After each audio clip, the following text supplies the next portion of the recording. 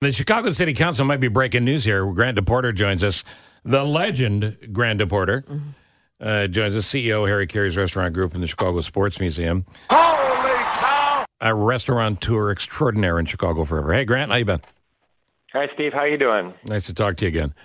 So the City Council and Restaurant Industry Group have supposedly reached a compromise on this sub-minimum wage raise for tipped workers. That sounds like a good thing, but let's go backwards here.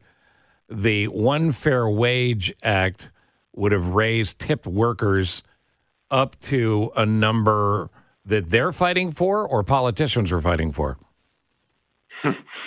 Yeah, it's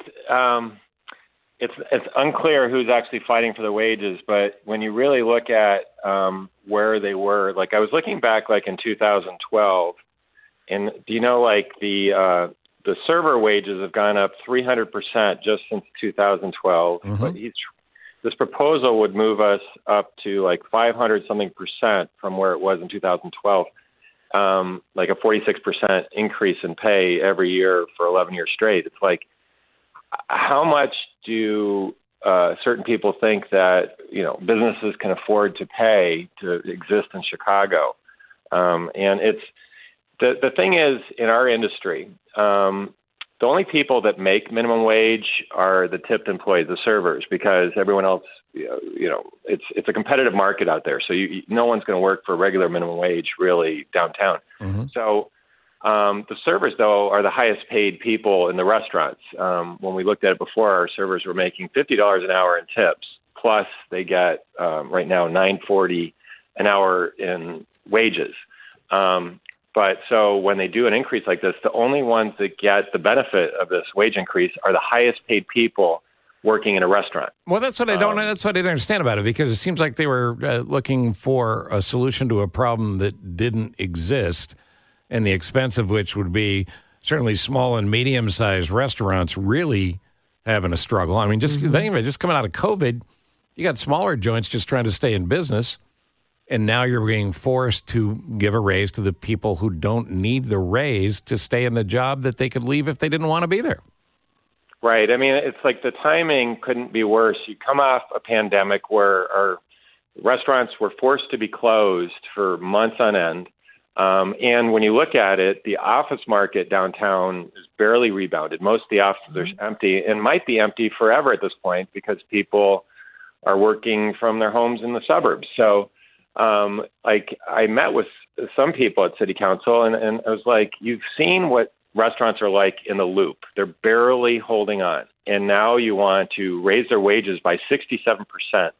Like they weren't talking to the restaurants. They weren't meeting with our industry. They were just kind of like, this sounds good on paper. And what they were doing was pretty much saying these servers only make $9.40 an hour, not ever mentioning that they get all these money in tips. It was just like, oh, $9.40 an hour. Yeah, they should get a raise. They don't say that some of these people are making $100,000 a year. Right. But it's so they confuse the public.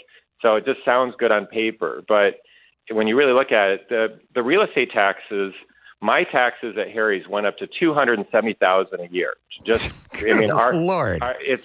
During COVID. So it's like, we're like the most taxed city like in America when you really look at it. Our sales taxes, if you eat in a restaurant, are 11.75%.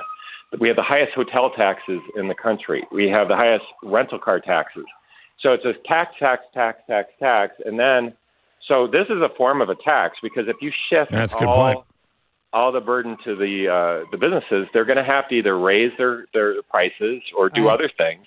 And so people downtown, and all you're doing is giving a more competitive advantage for the suburbs. You're trying to get people to come back to the city and be in their offices. It's so expensive, they might as well just stay where they are and not come back downtown. Well, that's the thing. True. That's the thing that, I mean, if I were to be incredibly kind, which I'm not known for, I would say the aldermen don't understand that there's not a problem here. But I think they do understand, and that's why I think this is purely political and built for headlines, because if you have empty hotels and empty restaurants, not just are they going to be going to the burbs, you're going to have waiters who aren't going to make the money you just promised them because they're not going to be working, because you're not going to be able to employ them. We know in there, It's they call it a death spiral where you just keep going down, down, down. But Chicago used to be number one in the country for convention business. That's why we have McCormick Place. We fill everything downtown. When a convention's in town, like restaurants, their sales just double, and the hotels are full, and they're spending money on retail, like on Michigan Avenue. But Orlando and Las Vegas are the two biggest markets competing with Chicago. They don't overtax their guests when they come here. So when someone is planning a big convention, they look at each city and what the cost is they look at all these costs that I just brought up, the sales tax when you eat in a restaurant or hotel tax, et cetera, rental car. And they say, well, maybe we should stay in Las Vegas. Maybe we should stay in Orlando. So the more and more groups that go there, the Chicago's, tax base drops. So then they have to tax us more to try catching up for the money they lost. Yeah, it's just a self-fulfilling prophecy to end it all. Right now, tipped workers are paid 60% of the minimum wage in the city. Under the new agreement, they would go up 8% a year until it hits 100% in 2028. The city initially proposed a 2-year phase, and pushing it off 5 years doesn't mean there's still not a problem. No, everyone's trying to figure out the post-pandemic world and what Chicago is going to look like, and we have a problem now. They should be figuring out how to help restaurants and lower real estate taxes, lower the cost to do business in the city of Chicago. And more people will come. You'll have the tax base because more people will come. That's exactly right. Yeah. I mean, if you look at all these things, like the MPA tax, way, way, way back when they proposed increasing it, it was sales tax in Chicago is 8%. And they said, well, we're going to do this expansion. We're just going to raise your, I can't remember the number they bumped it up to, maybe 9.5. But they promised that once they, hit a certain threshold, it's going to get reduced back down to 8. They said it's only temporary. The way it works in the city is like once they get a tax, they never let go of it. Right. They don't go, all right, now you can have the money back. It doesn't make sense to me, though, because if you're hurting the restaurant, you're going to have to raise menu prices.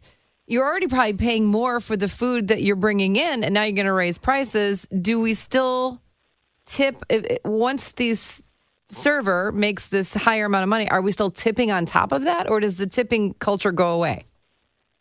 Well, like in Europe and other areas of the city that have done something or a country that have done something like this, they do like a mandatory service charge. Like I was just in a restaurant in Denver, and they had like a 20% service charge. And they said, you don't have to do gratuity. You can just do that.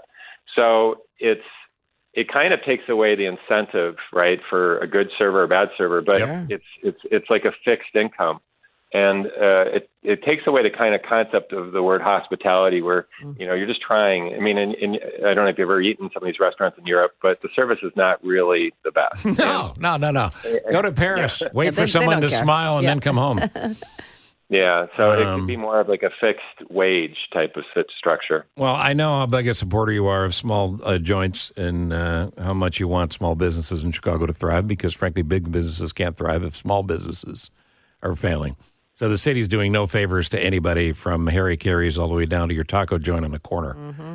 I've spent my whole life just trying to be a cheerleader for Chicago. Like I'm still the chairman of Chicago Gateway Green for 36 years. Harry Caray's have led the way in beautifying and greening the city of Chicago. Planted thousands of trees. Picked up 1.5 million pounds of litter and painted over graffiti and all this stuff. And restaurants give back to the community, and you can't just keep going after us and think that we will have the resources to continue to try because we help in other ways. Try promoting. Because I'm competitive, right? I want Chicago to be the number one city in the world. Of course. And we all do. And It's like, but you can't just keep making it harder for us to try encouraging people to come to Chicago. And again, for political headlines, not for the overall good. But it sounds That's like it's the part where people need to stand up and say enough. Done by non-restaurant owners. Well, it's done by politicians. Right. Yeah. Grant, thank you. You're going to say by non-restaurant owners. We're not allowed to be elected officials because years ago they made it where if you run for political office, you have to give up your liquor license. So somehow we definitely became an unrepresented industry because aldermen are allowed to have a second job, but they can't have, like when Alderman Tunney he had to give up his liquor license. So that's why we're discouraged from really getting involved in these things. Yeah, over taxation without any representation. Right. I feel like a war started over that. Grant, thank you. Great information. We appreciate it. Thanks, Grant. Thanks, guys. The rest of you go have lunch at Eric Carey's today. Yes.